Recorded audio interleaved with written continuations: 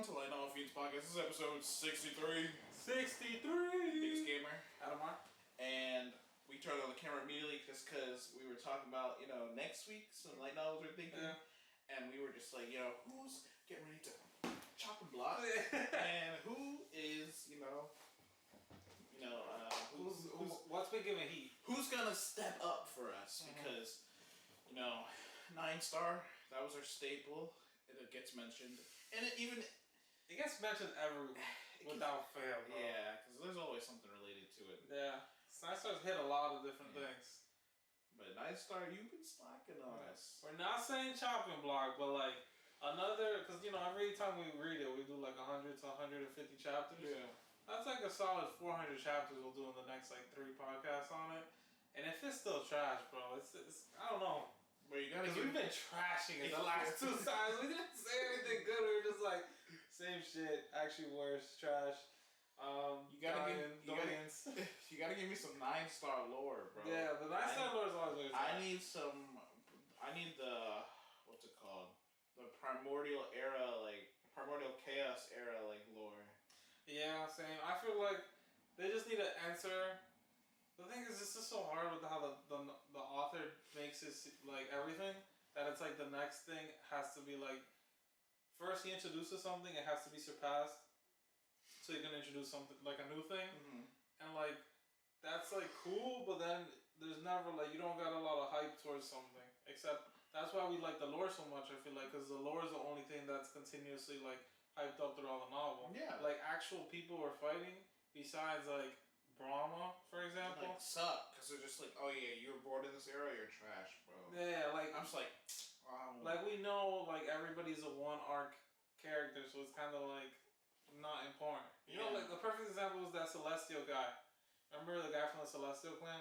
Yeah. And he was like, oh, heaven's chosen. And it's like, you're trash, bro. You're gonna be trash, and we're gonna forget about the Celestial He didn't last race. in the arc, bro.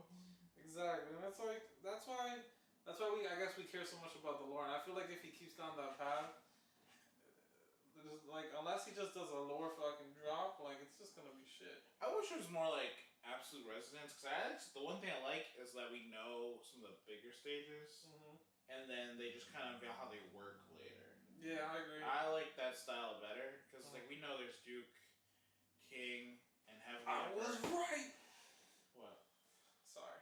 I just had to throw that out there. I'll say it again later, because when we talk about the power stages, it's okay. I'll mention it later. But I was like, I like that I already know about them. Yeah.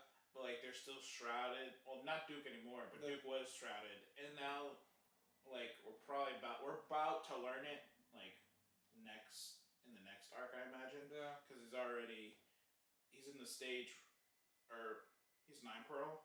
Yeah. So I read like an extra 3 chapters, that's why I said I was right. For some reason I thought we were reading Absolute Resonance. Wait, so you read the next like 3-4 chapters. Okay, I did too. Oh, you did? Because I was just like, this is a terrible spot. Yeah, we want to get the rewards. That's what I thought. I was like, the rewards, that's not going to be a big That's what I said. I was like, I'm getting the rewards and I didn't read anything. So he's one step away from being Duke. I called it. He skipped right over the lesser Heavenly Resonance stage. Yeah. I was like, that stage has been kind of like... Well, we spent too much time in the other stages. Yeah. Even though his cultivation speed was so fast. It really was. When you look at it, I was like, oh, in 2 years. He was like, almost came a Duke in like 2 years. Yeah, I think his like... Or 3 years? Is 2 years? I think 3. 3? I think he's going on the 3rd year. Oh yeah. 30 years is going to complete soon. Yeah. Because they always say he's in the 3-star hall. Oh, yeah, that's right. So, like, every year, and he started... So, yeah, he's probably right around the 3-year mark right now. And he's only, like, 50,000 feet and a foundational treasure away from hitting Transcendent Duke. Yeah, that's true. Yeah. And then Jen Kinge. Transcendent Duke. Well, on the path. On the path, yes, on the path. The path of ascension. Wait, they didn't say, like, how many they... Like, what makes it? Yeah, they did. What did they say? So they said, so this is how it works, guys. Sorry, we should have brought this up, but here we are. But now I have to talk about it. Yeah, so this is what happened. They got the rewards from saving everybody. The world source that we talked about that makes a king, They got 10 of those, and the principal was like, "These guys really worked hard for me, so I'm gonna split one of the strands for all the students, right? So all of them, and the people who worked the hardest get the most. So the little Jian Qingye, when she's getting to becoming a duke, we find out that when you create your Bergfried, it's created by duke pillars, right? And each pillar signifies like your foundation. Your foundation. Yeah, and how strong that Bergfried is. And so you can go from 1 to 10, and 10 is like legendary. And to become a transcendent duke, I believe you need to have at least 7 of your 9 Bergfrieds. Damn! Have 10 pillars. So that's basically one hit and quit at that point. So it's like you mess up one, it's over. It's practically over. So you need to have at least 7. And Jian Qingye got the first one, 10 Bergfrieds. And she got her third resonance. Triple A, and we finally found her grades. Oh yeah, and I was crazy because I forgot that there's 3: low, middle, high. She's 2 middles. Yeah, she's low and 1 low. 2 middles. So she used to have a low and a middle. We don't know which one she had first. I think it was low, and then she got a middle when she got to. Okay, and then she just got her third one, which is another middle, 9th grade. So she's like, she's stacked. She's super stacked. And they say like the chasm between low and middle is like so high. Ginormous, yeah. So that's what Jian Qingye got. Li Lu passed right over the illusory seal and the true seal grade and went right into the greater heavenly resonance. And he hit 50,000 feet out of 100K. Yeah, which 100K being the max. Thank God. Yeah, honestly, I didn't want to see that. We need to go. I knew that illusory seal was going to get. Like I was saying earlier, Duke is slowly becoming. Now that's the next step. Mm-hmm. Now we're actually going to be fighting hard. Because they've been cultivating them Duke arts for a long time. Let's let the Dukes hit the Duke arts. If he becomes a summoner, like you were saying, and he just pops out the wolf instead of channeling the wolf. Because he won't need it anymore if he's a Duke. Because it won't make sense. I think technically the Duke or the wolf is a 2nd grade Duke. Yeah. So if he becomes... Honestly, I think Li Lu, once he becomes a peak greater heavenly resonance, I think he'll be able to beat 1st grade Dukes. And like a regular one, obviously. Not like Jian Qingye, but like a regular one. And so I think now, where he's at right now, I truly don't think he should use that wolf anymore. Like if he does, I might chop it right there. I might not read another chapter. Because I don't see why he would need it. Yeah. He's at, where he was at 9 Pearl. And he was obviously with some gimmicks fighting greater heavenly resonance people. So he was fighting over 3 stages. Now I know the chasm between greater heavenly resonance and Duke is like an actual chasm. He already fought a Duke. So yeah, and I think he can kill. I think right now, a little gimmicky. I think he can kill 1st grade Duke. Yeah. So that's just how I feel about that. We also find out when you're going up a Duke.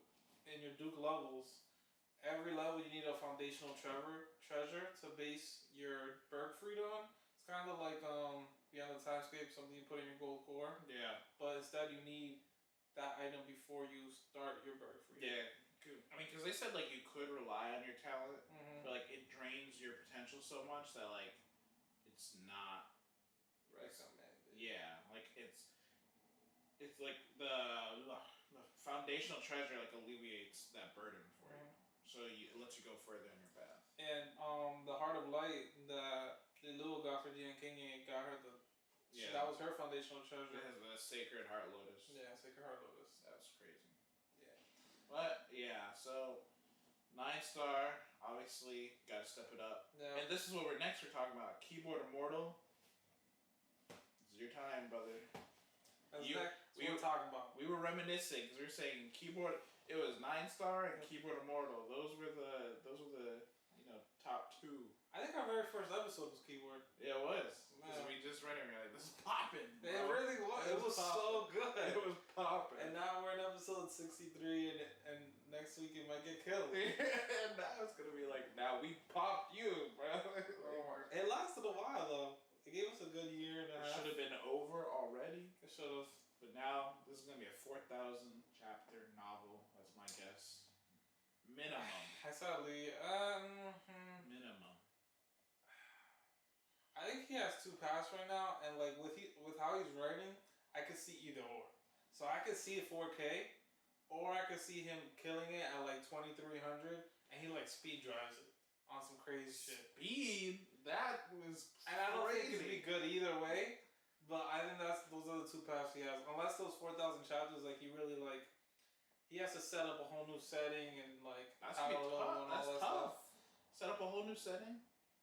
I don't know. He has some work to do.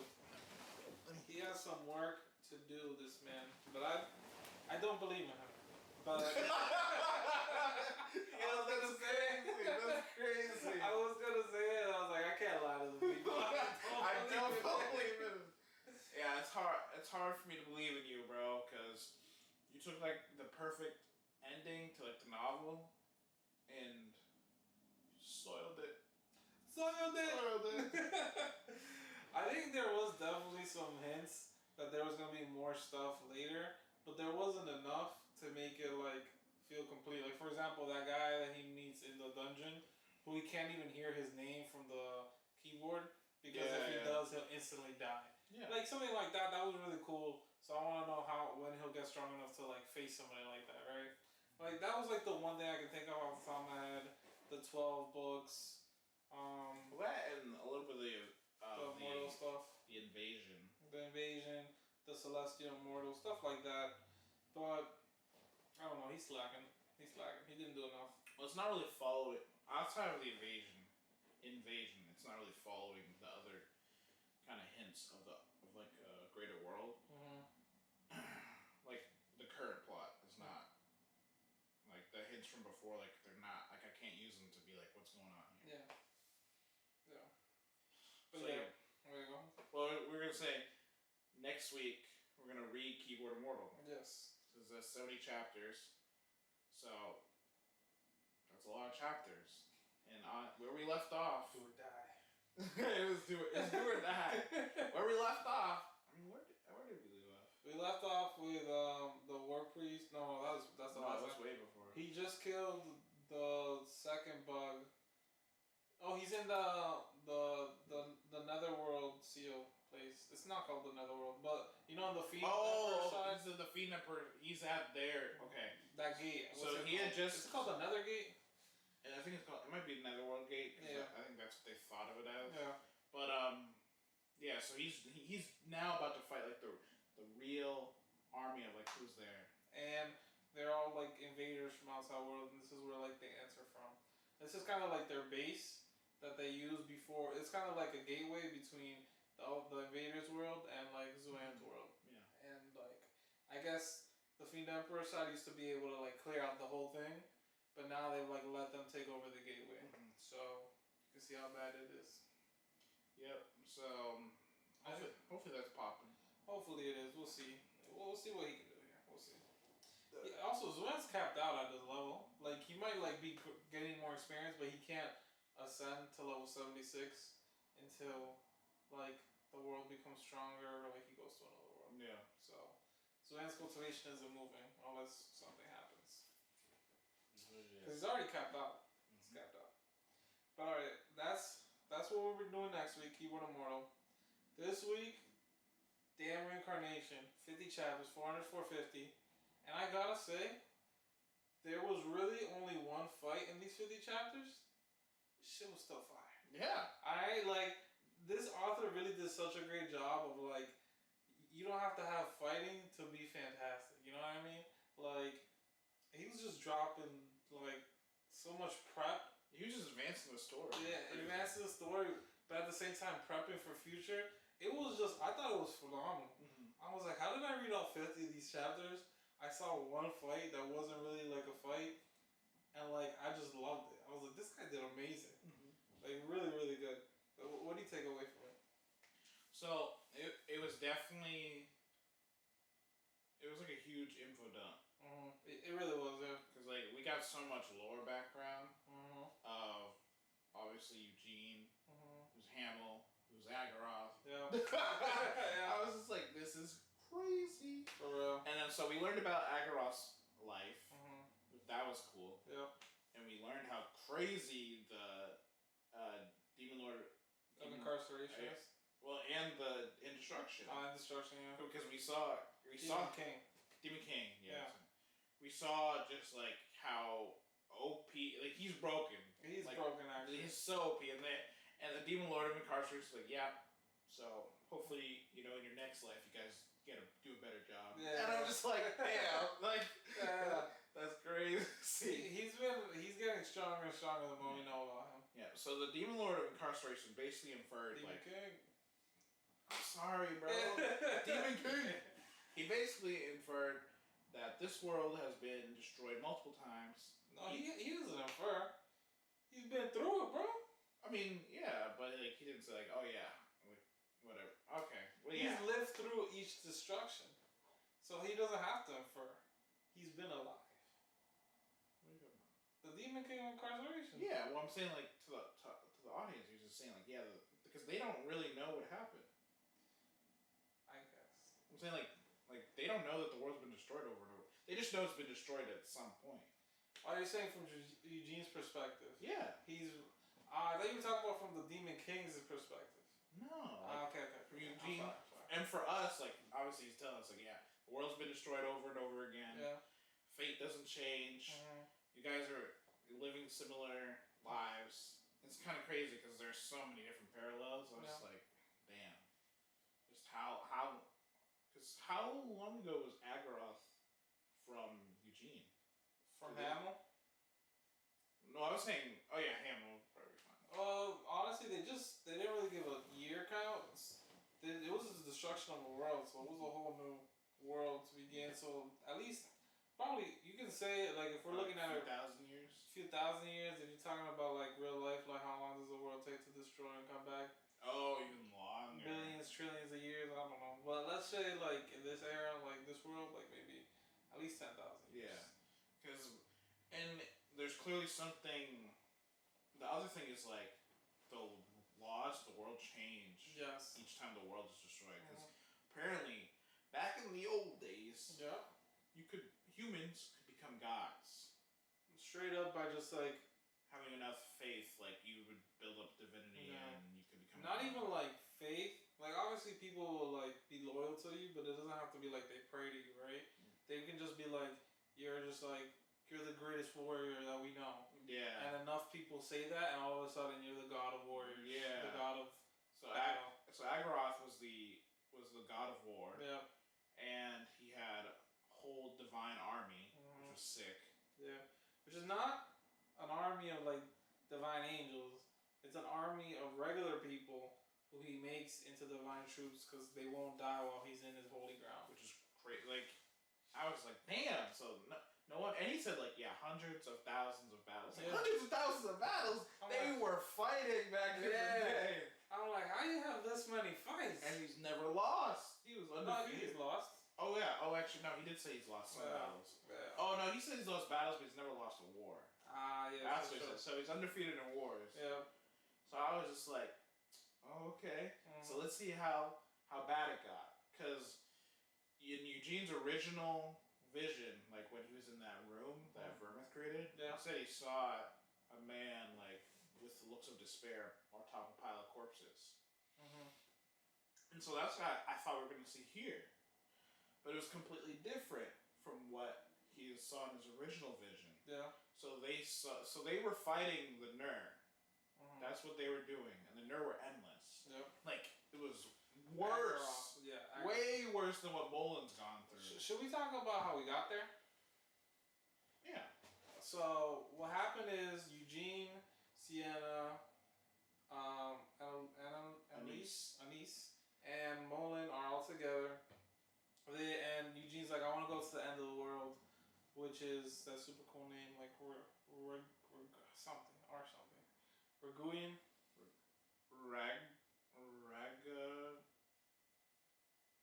Ragayurin? The end of the world. It translates to end of the world from the language from Molin's tribes. Yeah. And so Eugene goes there because he wants to learn more about Agaroth, and he feels like he knows that the world is connected as a sphere, and so it's not technically the end of the world.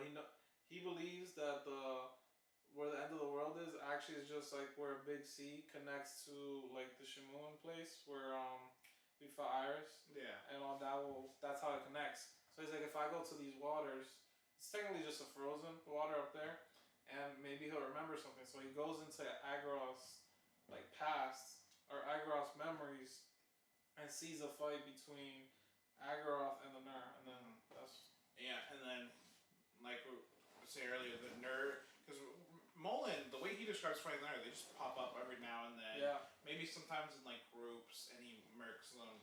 Yeah. And like they said, like he had so many corpses, but like the way Agarth was describing it, he said they were full blown. It was armies. He was fighting tens of thousands every day. Yeah, like he was saying, they were spawning faster than they were killing them. Yeah, and he was saying like their army killing them. So that's, I don't know how many people he said he had in his army. Hundreds of thousands. Oh yeah, yeah. That's what I was talking. I was like, yeah, they're spawning faster than you're killing them. So they're spawning like 100,000 every 2-3 seconds. Yep, and they're only getting.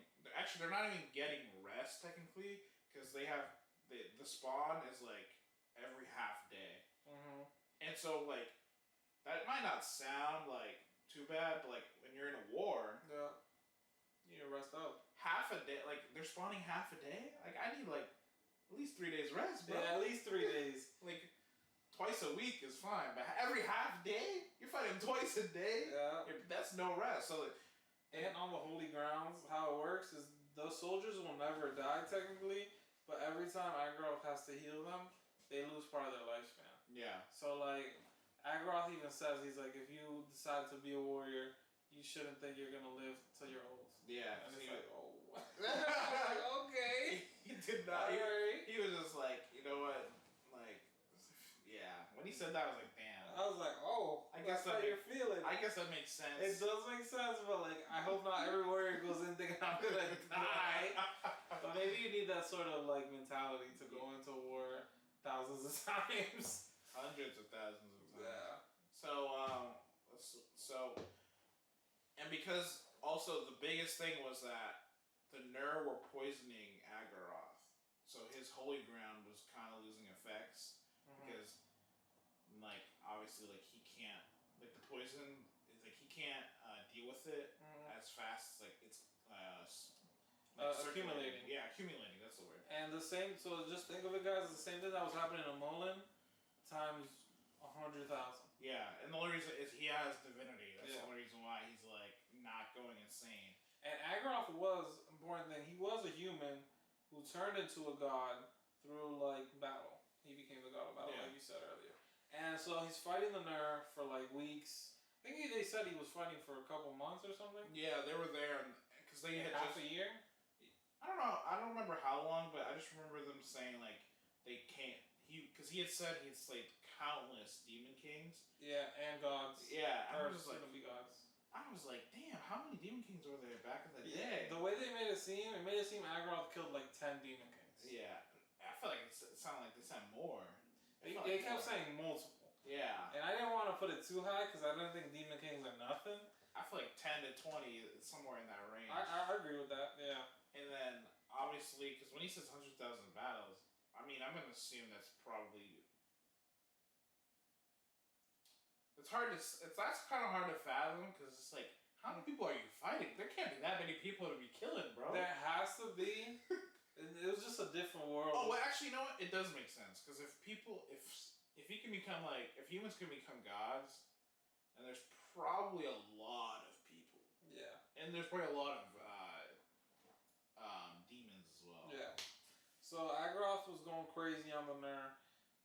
We find out he also has a helper called the Twilight Witch, who he saved, or he didn't save. He killed her empire. Hostage. Yeah, killed her, destroyed her empire. She actually took over a couple of empires and was about to become a god of evil. Yeah. And then he basically destroyed everything she was working for, took her hostage. It was like, you work for me now. Because she was smart. And then, so he took her hostage, but now she actually helps him. And so she didn't become a god of evil. And so they're just talking, they're chilling, and then all of a sudden, after Agarth wipes out the Nur, the god of destruction shows up. Or sorry, the demon king of destruction Might as well be god of destruction with the way this guy has been like... He is so crazy, Agarth himself couldn't see his form. Yep. I think that says he doesn't have a form. Yeah, like that. Because now because he's using divinity, so like at this point, there's no other way to like. There's no higher power. Yeah, like. So Agroth, what he sees is literally a black. I think of it as a black hole. Yeah, that's what I was thinking too. Like, a black hole that's like collapsing in space around it. Yeah, it's kind of like wriggling a little bit, so it's no real form. Yeah, it's not like an actual hole. It's like imagine like when they break space. You know, that's what I'm thinking. Yeah. And so, but it's just sucking everything in, and Agroth full sends it. That was cool. It was crazy because he literally like was terrified because he was saying like, "Oh, this guy's different." Yeah. He felt fear. Yeah. And all of his other people felt fear. He said if it wasn't for like his domain, they would have ran. Yeah. They were just like, they were even like praying to him like, "Can we please run away?" Yeah. And Agroth was like, he said the nastiest speech. He was just like, "Guys, we can't run away. Yep. Because if we run away, who else is gonna fight this thing?" Yeah. So, unfortunately, I am a son of a bitch. Literally. And you guys followed this son of a bitch, so you're going to all die now, and I'm going to die with you. Yep. No hesitation. Yeah, he sent all hundreds of thousands of those troops into battle, and I want you to know they didn't do a damn thing. No, they did not survive. It was like sending humans into a tornado. Like you thought, like I don't think there maybe is a number of people that you can send into a tornado that will stop it by mass alone. You know what I mean? Like with enough human, like let's say you throw 1 million humans at a like small tornado, maybe it'll be so much weight that it'll like stop moving as fast and it'll slow down. I don't know. That was Agroth's thing. It was like, I'm throwing everybody I got, and maybe this will slow it down a bit. And he didn't. Did not slow down, but he did. He got his sword.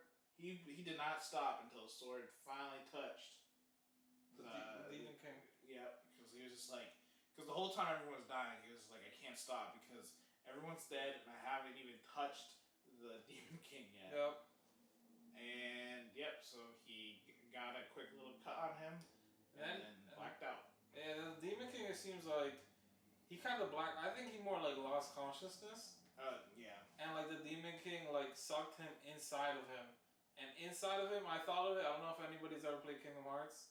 It's I was thinking of like the Shadow World, and it's like basically all of the like I don't know like espers of darkness and destruction were like coming to face him, and that's where I think the pile of bodies was for Agroth. Well, no, inside of destruction. No, because all the bodies disappeared.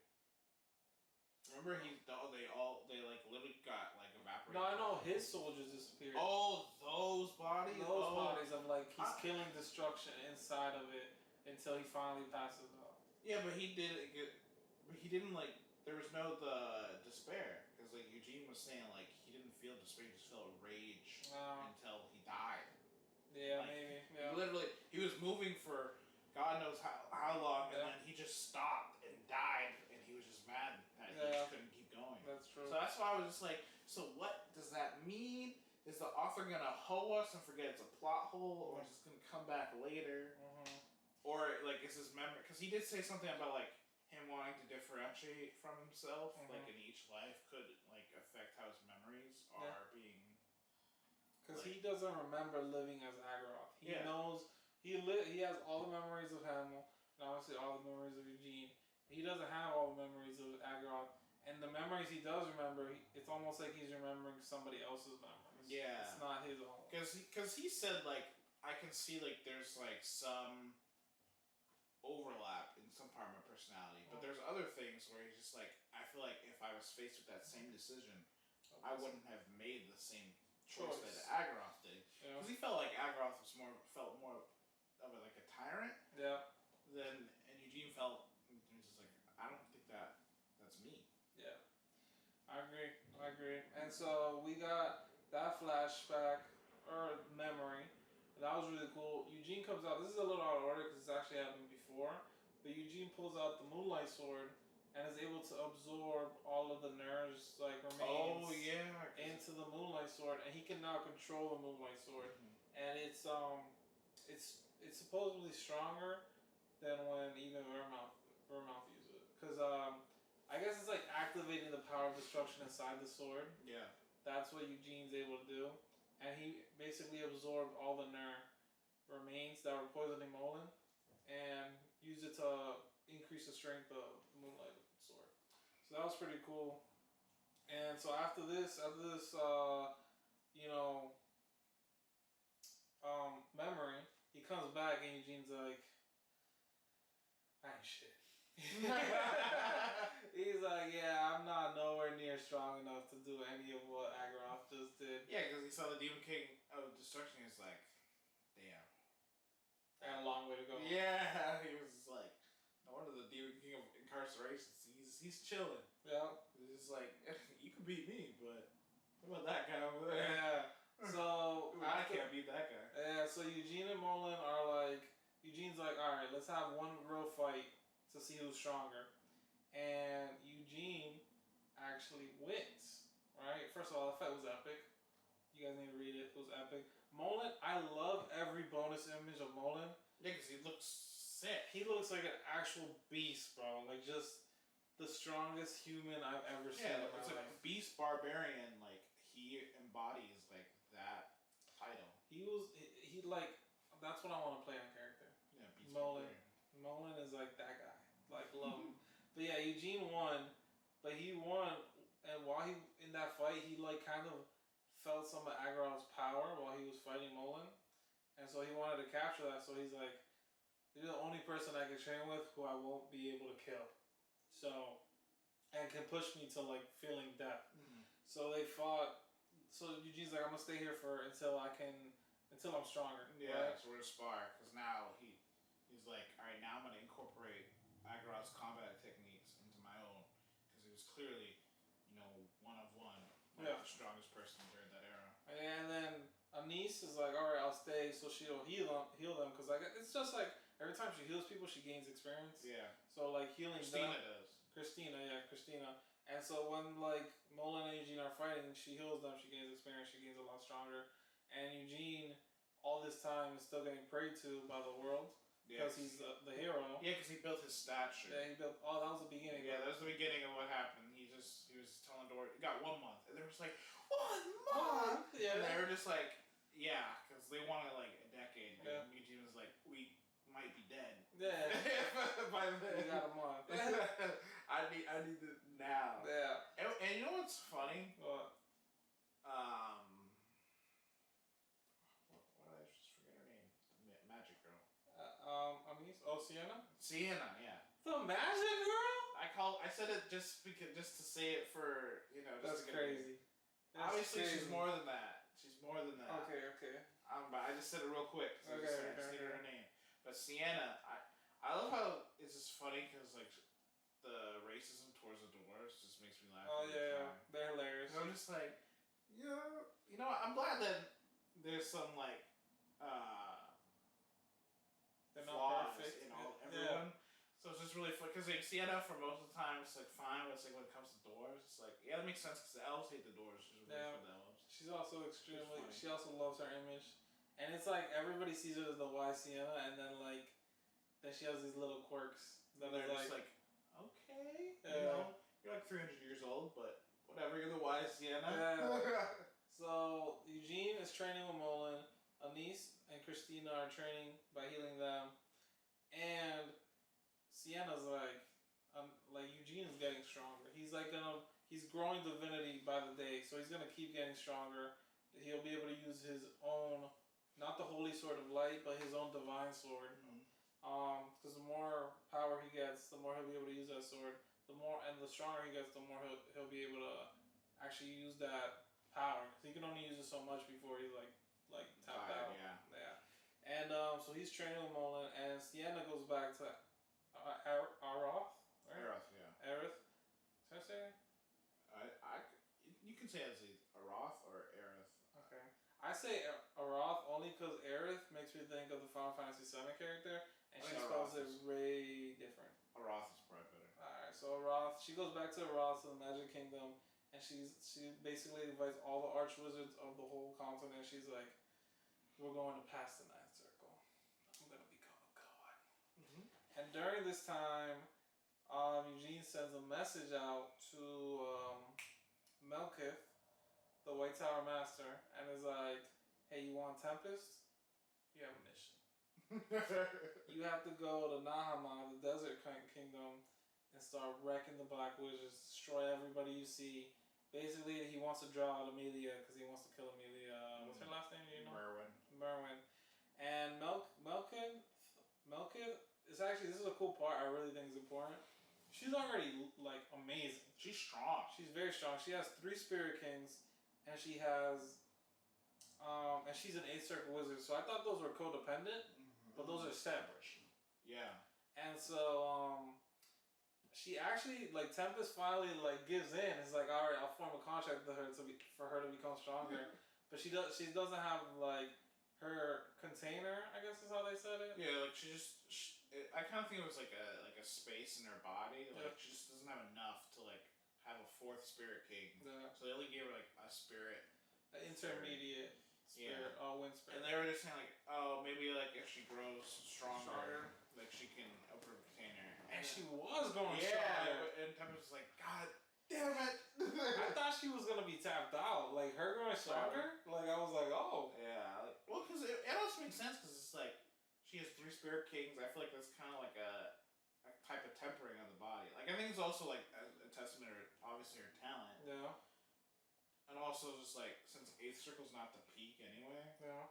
There's probably like space for a 9th Circle. It's just no one knows how to get to there. Like even Sienna is just like the 9th Circle. It's like it feels illusory, but it's also real because like she's done it. But it kind of seems like Sienna said that like the circle magic is her formula, and she literally said it's impossible for other wizards to hit the 9th Circle through her method. Oh yeah, she did. And I was like, so what? So that basically means everybody needs to find their own way to the 9th Circle. That kind of falls in line with a lot of other cultivation novels. It's just like Book Eater. Last novel I just talked about. It was exactly the same thing, bro. And so it was actually circle magic too. Oh really? That's how I realized. Well, it makes sense because the way circle is in like mathematically, it's supposed to hold everything. Yeah, and so he was like 8th Circle. And like basically to become 9th Circle, you have to create your own magic that goes beyond the understanding of the world. So it's kind of like similar. I think like yeah, I kind of like that when she said that. I was like, oh, so if people want to get to the next step, they got to take their magic a step further. And I loved what she said in that meeting when people are like, oh, that's impossible with magic, and she's like, wrong. Nothing is impossible with magic. The limitations you set on yourself, it's what's causing you not to be able to grow. Because magic is literally anything and everything. And the more you know about that, the more you realize that, the stronger you get. I was like, oh shit. Oh shit. It was like, and she was getting stronger. Yeah. So it's like, yes. Yeah, she literally said her body's like becoming mana right now. And so she's going crazy, training up. That's all happening. That's kind of what's happening in the background. Yeah. Honestly, it's really cool that all the arch wizards got together. I thought that was really cool. Because I was just like, oh yeah, this is how the next step of like evolution like goes. Like you get the people at the peak, you share all your ideas, and someone takes that step forward. Yeah. And I think they're obviously really lucky because they obviously have Sienna. Yeah. So who's already a level above her, above them. So I think that was really cool. And then while this is all happening, Eugene kind of finishes up his training, and Mullen is like, all right, I'll stay here. They have one more epic clash, and Mullen's like, thanks for clearing up my head. He's fully like sane now, seems like. Yeah, because Mullen has said like, even though he had been fighting for like 300 years, 150 years ago he started declining. It was like his mental insanity. Yeah. But now he's saying like, now I'm back, baby. I'm at my peak, and I'm gonna get even stronger. There was one caveat I didn't like that the author wrote, and I feel like he miswrote what he was trying to say, because there's no way it's accurate. He said, since he's been fighting the nerd, he hasn't gotten any stronger. But like when Eugene first meets him, he's like way stronger than he was back in the day. So I feel like it doesn't really add up. Really? He said that? He said, bro, the comments were going crazy. They were like, what? He hasn't grown stronger at all in the last 150 years? And it's like, that doesn't make any sense. Oh, yeah. Now I'm thinking about it. Yeah, it doesn't. So he fought the Nerd 150 years ago. For the last 150. What? Well, I guess there's a first 150 that happened then, where he could have been training. I thought he was fighting the Nerd for longer. That's why that didn't register in my head, probably. Mm-hmm. So for the last 150 years, if you find the Nerd, you get any stronger. It was only a mental decline, and it's like no. Nothing. Crazy. Yeah, I feel like it can't even be accurate. Because then it doesn't make sense for how strong he currently is. Because this man's literally shattering space with his brute strength. He's a monster. Yeah, because what else could he have been doing to give him that strength, like, after the war ended? Mm-hmm. Like, for 150 years. That's what I'm saying. How crazy was your training going? Facts. That is interesting. So that finishes up. Eugene goes off to Norgabella Park. And when that's all happening, we get a little side story going on. That was a lot of side stories. Crazy. They're so interesting. Amelia Merwin, she controls her Moria, I believe her name is. She's like that paladin girl who can't talk, who has a like thing over her mouth. And she controls the Death Knight of Hamel. So her Moria is sent to like Nahama, and they're like stirring up shit over there. All the demons are pulling up. Malekith is killing everybody. She also meets Balzac? Yeah. Meets Balzac. We find out he has a cool signature now that he can like eat demons to get stronger. That was crazy. That's sketch. Very sketch. Sketch for sure, but I feel like he'll be a good guy in the end. It's low key, I think he's trying to find a way to like break his contract and eat the Demon King of Incarceration. Oh, and he can get all the dark power without being a demon. Yeah. That's a crazy. That's what I thought when I saw Glummy. You know what? And his power is Glummy. Yeah, that's always OP. Yeah, that's true. Yeah, but that is always OP. Actually, yeah, that is true. And then the Death Knight goes crazy. So basically, the Demon King of Destruction doesn't have really any vassals. Like all of his people, they can use his power. Well, the Nur are his.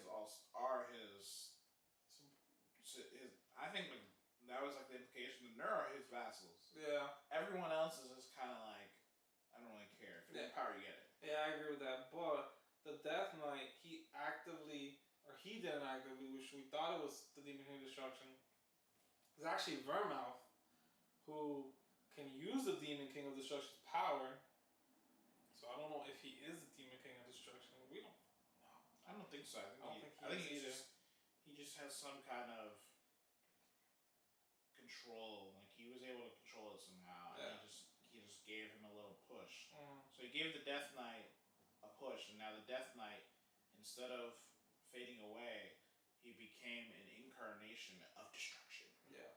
Which is, he said, he is stronger than the Demon Kings of Fury, Carnage, and Cruelty. Yeah, so he's the Demon King. Yeah, he's at Demon King level. I kind of didn't like how there's been people popping up who are just like easily Demon King level all of a sudden. But like, I kind of like understand why, because Eugene cannot fight Demon Kings. Yeah. So it's like, you need to have at least that level of power to be like important.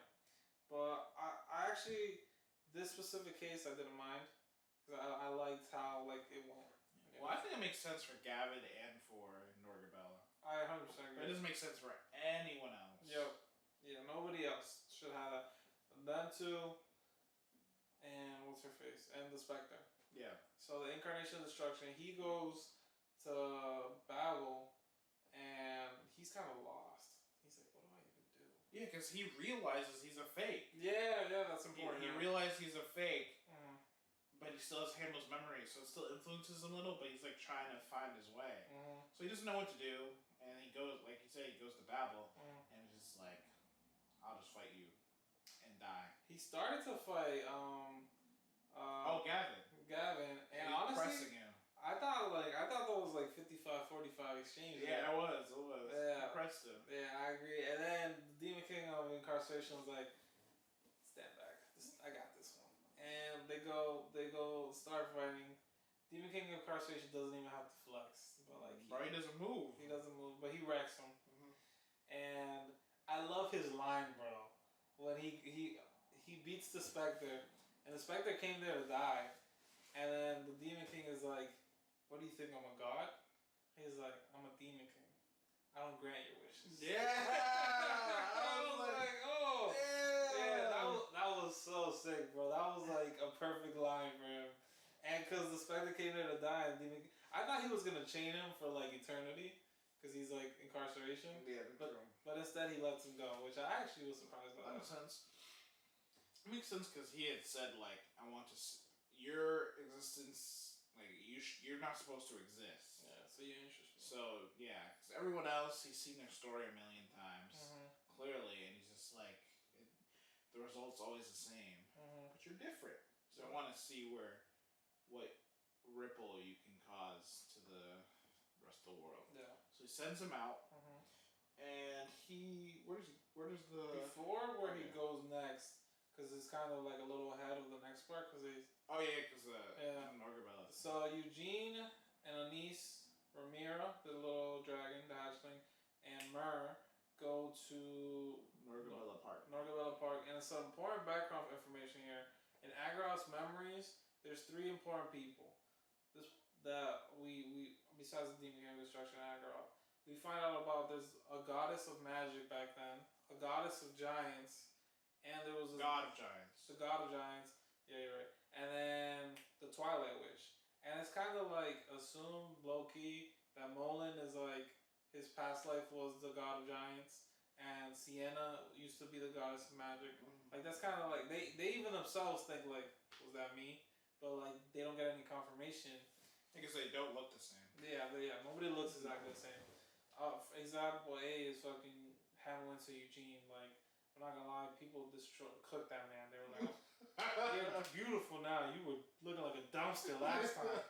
And so, yeah, they go to Norgabella Park, and they kind of just mingle for a while. I'm surprised it was like 10 chapters, and it like kind of was fillery, but it was like also just like really good, like it was like really subtle back and forth the whole 10 chapters, and I don't think we can really deep dive into it because it's like it was so subtle, like everything was kind of like little hints there and there. Yeah, the biggest takeaway from like the Norgabella like 10 chapter part was Eugene realized like that Norgabella is the Twilight Witch because of his eyes. Like he used his eyes, like because like his Agraroth in the past, like he could use his eyes to see through everything. Yeah.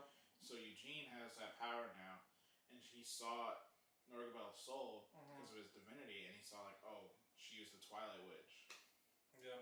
Which stumped him. Yeah. I'm surprised he can't do that for the others. Well, I guess he never saw in Agraroth's memories. He never saw the goddess of magic or the god of giants. That's why he can't. He can't see it.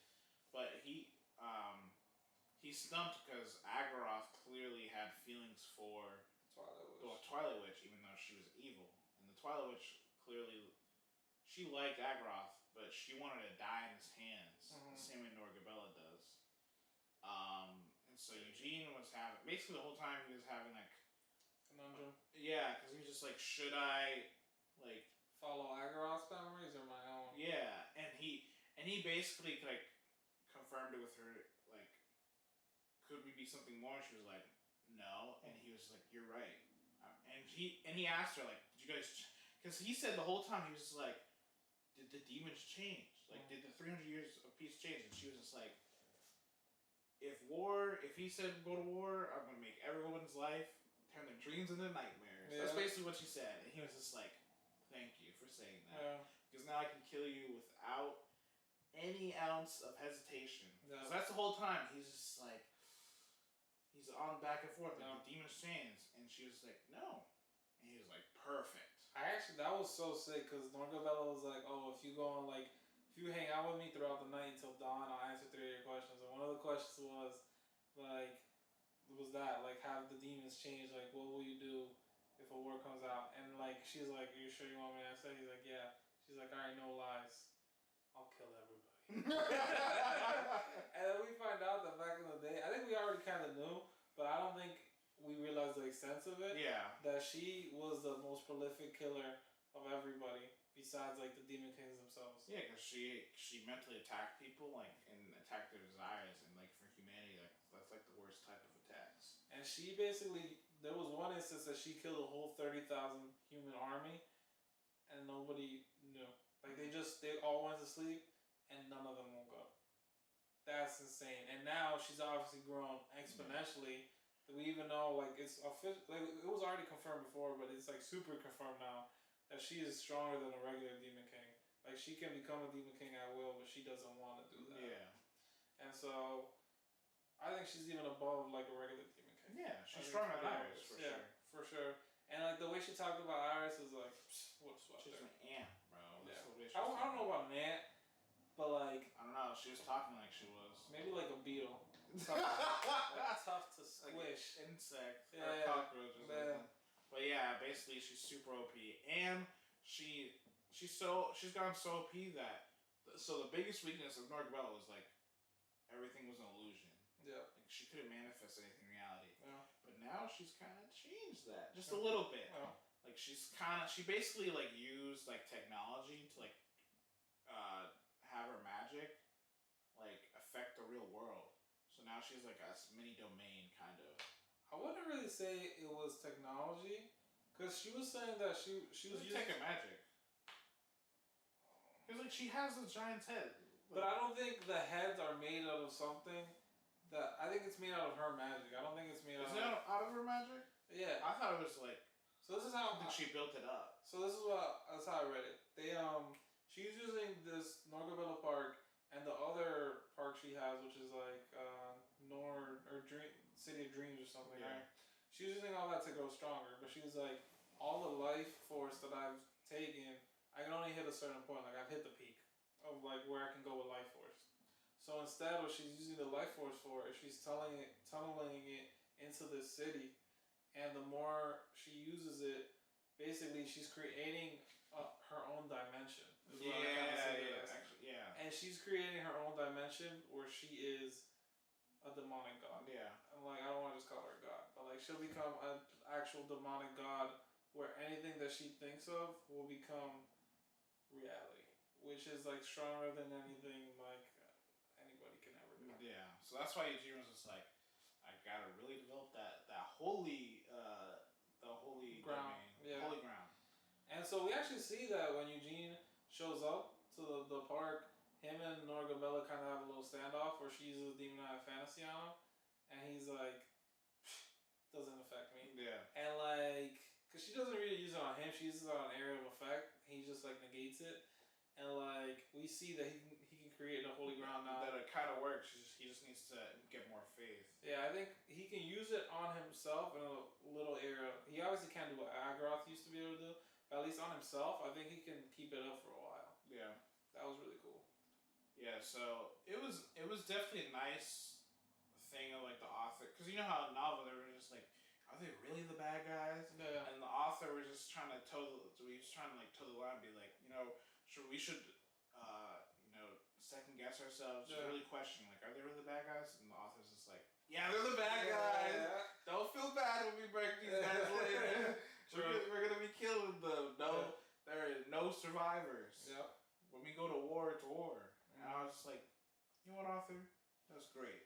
Sometimes a gray area is necessary, but sometimes black and white works just as well. And so then this is where, they're just hanging out, everybody there. Norgabella's kind of like, only really has interactions with just Eugene. And then she just shows up out of nowhere, is hanging out with like all the people in Eugene's party, and then she's like, oh, I have to go. If you need my help with fighting Amelia, let me know, I got you. But if not, I might still do it. And so she leaves because the Spectre shows up in Norgabella Park, which honestly, I just imagine it as Disney World. I do. And they kind of have like not a couple blows, but they kind of just talk to each other. And the Spectre is going through his mini arc of like finding himself. Yeah. Because he knows, like you said, he knows. So what actually happens is all his memories are real, except when he died. Yeah. How he died is the only thing they changed, because they said if they changed too much, he wouldn't have been like able to immerse himself as him. So they kept all the memories the same except how he died. But once he realized those are fake, he's kind of like, who am I? Like, I know I was like, technically I used Hamill's body, but I wasn't his real soul. They put somebody else's soul in there. So he's like, what is my purpose in this life? Yeah, so he's been trying to figure it out. And he's like thinking like, should I help Hamill? Should I team up with him and kill the Demon King of Incarceration, or what should I do? So he's just like trying to like look at everyone around Hamill and just be like, what should I do? So he visits Norgabella. He just asks, is Eugene here? And she says, yeah. And he's like, should I see him? Nah. And then he talks with Norgabella, and she obviously doesn't like him because it's a fake. And he's just like, you know what? I'm gonna go somewhere else next. And he just disappears, and Norgabella can't even track him. So he clearly has an OP disappear. He can teleport across the continent. Because the Demon King of Destruction can appear anywhere. Yeah. So he went from Babel to they said he kind of walked around everywhere, but then he just showed up in Molin's area. He just like teleported across continent there, so he can literally move anywhere, which is insane. Yeah. So then he fights Molin for a little bit. Molin's pissed because obviously seeing Hamill's corpse is gonna rage him. Yeah. But when they fight, Molin's just like, I acknowledge you as a warrior. Because the way you're fighting, even though it's different from Eugene, it has the same origin. Yeah. So he says, like, I acknowledge you as a warrior. And the Spectre kind of just, like, takes that in. He's glad he said it, but he also doesn't know if he should be glad. So it's just kind of like back and forth. And then he just disappears again. Yep. We don't know where he's gone. Do we? Where? I don't remember us. Yeah. Should have been to the spot. Where do you go next? To the Black Lions. Are you sure? The Black Lions. That was the next spot. That was chapter 451. Did you catch up? Oh, I might have read that part back. You were only supposed to read a 450. That's how I know you caught up, or at least you went past 450, because like I remember like chapter 451 is like the Black Knights. That's what. Alright, let me see. 452, the Black Lion Castle. Yeah, I might have read the. No, it's okay because whenever I read novel, when we start reading, like if we're reading this or Beyond the Timescape, I'll read all the chapter names. Like it's a little spoiler, but I don't actually pass it. Sometimes I pass it. I'm not gonna lie. But so we know he goes to the Black Lion Castle, but as of 450, he was just teleported, and I think that was pretty much it. That's everything that happened. I think some important things. I don't want to just end it there. Oh well, actually. Oh, go ahead. Well, because we were talking about Amelia Irwin. Yeah. And he rezzed her. Who's he? The Spectre. Yeah, the Spectre. Spectre basically brought her back to life. Oh, yeah. And he also just humiliated her. he was just like, you know what? Should I kill you? While he's like sitting on top of her, butt naked. I was dying at this. I was like, damn, that's tough. And he was just like, you know what? Let's go to war. Yeah. So he's clearly has like. He's not sure what to do. He's not sure. He's trying. He's just like, you can go do your thing. I don't know if I'll join you yet. Maybe he'll go fight. He might fight with Eugene. Oh, that's a very important thing. He talks a lot about joining Eugene to fight. The whole time. So I'm just wondering if he'll fight with him or if he'll do it in secret. It'll probably be more in secret. Cause I don't think he'll want. I don't think Eugene would even want to team up with him anymore. Because like that's just my previous life body. No thanks. Yeah. That was really big. I think something important is that when the Spectre fights Incarceration, I want to talk about this. The Incarceration, it looks like he has his chains like chaining onto something like that. He's either drawing his power, or I think that was making it so he couldn't use his full power. He had like something chained in like another space. And I started theory crafting. I don't even know where I am right now with it, but I feel like it's almost like he's controlling the Demon King of Destruction, low-key. Or he has him chained up, but maybe not controlled. And I think like the Demon King of Incarceration is the final boss, not the Destruction. No. I don't know, bro. Like it's. I don't agree. I don't know. I don't even know what my final thought process is on it because I've been trying to think of it, and I actually can't come up with it. I think he's just a spectator. Like, I think like his role right now is like that's just his role. So what does he have chained up? What he has chained up, it's probably something related to the Demon King of Destruction. But I definitely don't think he's chaining the Demon. I think the Demon King of Destruction is literally just sleeping or hibernating. But I feel like this is the thing. I think the oath. We know that Vermouth is in the Ravesta. Yeah. He's literally like inside, or maybe not inside of the Demon King of Destruction, but like right next to him. Yeah. Chained up. He's chained up. And he's like looking like he's about to pass out. He's about to pass out. So I think the oath is like somehow like Vermouth. We don't know what he is, like what type of person he is, because like what he's made out of as a human. Yeah. Like, is he even a human? Yeah. Because he can use the power of destruction because of his body and bloodline. So like, what is he? And like, I'm just so confused, bro. Actually, the Spectator did mention, or not the Spectator. Spectre. Yeah. Demon King of Incarceration did say, what did he say? Because when he tossed him out, he said something like about fighting your resistance, right? Yeah. And then one of the lines that said he was he was a prisoner and a jailer. So his palace, he could also be, those chains could be chaining him. Vermouth? No, the Demon King of Incarceration. Oh, you think he could be chaining himself? Yeah, like he could also, like he might have the power of chains, but like it could have come across to like he's chained himself. You know what I also think it could be? I think he might be chaining back the power of the world, bro. That could be it. Like, because they say, like, when the world gets destroyed, the laws have changed. The laws have changed. So basically, people used to be able to become gods and goddesses, but they can't anymore. Maybe he's controlling all of that power. Like, somehow, I don't know exactly what it is. Control it, but maybe he's, like, holding it hostage. I don't know what it is. Like, for example, the Holy God of Light. Like, we don't know where he is, what he's doing. Like, is he just chilling in a palace in heaven? Like, just until something happens? Or it's like, chains around the world. Yeah, or like all the gods are literally chained back by incarceration. Like, they can't descend. That's even crazier. Honestly, that's way too OP.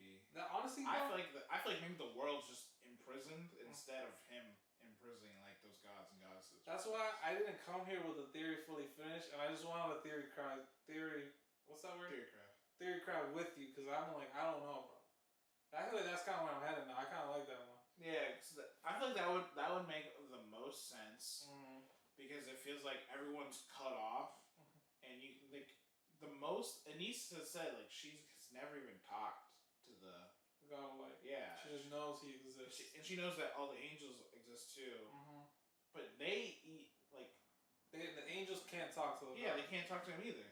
And I was just like, what? So you tell me no one's ever talked to this guy? Like, he exists, but, like, they can't talk to him? Then that means that, like, there's something holding him back. Maybe he is chained up. He could be chained up. But this is what I'm thinking, right? There has to be a reason for the oath to happen. What did the incarceration gain from chaining Vermouth for 300 years? Oh. That's the question we need. That is the big question, because, like, Vermouth... Because from the way they described him, like, being chained up, it looks like he's, like, a seal. Yeah. But at the same time, that's kind of hard to make sense for me, because it's just, like, why did Vermouth need to be the seal? Maybe it's, like, does he have some kind of relation that will let him be a good seal? Because he can control the power, clearly. And I think also is really important to know here is that it's not like incarceration was losing to Vermouth and he had to make a deal or something. Yeah, he won. Incarceration won. He made the deal in favor of himself. Obviously, it has to be in favor of himself. And so, what did he need Vermouth for that he couldn't just take from him? Yeah, you know what I mean? Because if he could have killed everybody there and just chained Vermouth up without any issue, yeah, then why didn't he? Yeah. So like, I guess that all goes back to chapter 1, bro. Because we still don't know that, but I feel like we're getting close. What? Who are you, bro? Who are you? Who are you? Who are you? What are you? What have you done? What have you done? It's good, bro. I gotta say it against the author. 50 chapters, really long chapters, a lot like one fight, but it wasn't like a real like life or death fight. Fantastic 50 chapters. He did fantastic. I love that. I feel like you can't do that often. He really did a good job. I'm waiting for the divine army that Eugene's about to build. Yeah. But with magicians. I really had to hype this author up because I feel like I've been killing a lot of people. I feel like I've been coming in here really negative, and like this has been a really positive experience. So I just have to. We needed this week, bro. I texted you like on Friday. I was like, the podcast needed Damn Reincarnation because we were going great. We were just like, the Timescape cannot be the only thing we're hyping up. Yeah, for real, bro. Damn Reincarnation that was fire. That was fire. And we started that one when it had like 140 chapters. 4 chapters a week release. Yep. Here we are. Get into the end. It'll be a sad day with that close. I think it has another. I think it ends around 580. Yeah. Cause like they're about to start. Like they're clearly like the first big battle with the demon's gonna be with Amelia. Yeah. Because that's like what they're plotting. Yeah. And after that, it'll probably just be a war until it's over. Yeah. Oh, a little side note. Melkith, after she did a bunch of destruction in Nahama, the Black Wizards are obviously contracted to demons. One of the Black Wizards she killed was the Seventh Circle. He was contracted to high-ranking demon 57, like Harperon. I think it's 54. 57. 57. Oh, actually, you're right. Listen, 56 more. Yeah. So Harperon shows up, and she's like terrified of the man. She's like, I don't know if I win. She pulls out Trinity Force, and literally, like, she only doesn't one-shot him because high-ranking demons regenerate. But basically, she decimated his whole body in one shot. The only reason he lived is because he had enough demon power or dark power to like regenerate himself. But she literally just like Hulk smash until death. Yeah, that was cool. They gave her a nice. Yeah. Like they showed us how strong she is. Yeah. And she's only getting stronger because soon she's gonna get Tempest. Yeah, she is. And that's sick. I'm excited for her. I'm really excited for her. Also, it was funny. We kind of got to follow her along, and they kind of tell her story. Yeah. And like it was giving main character vibes, even though she's absolutely crazy. She's great.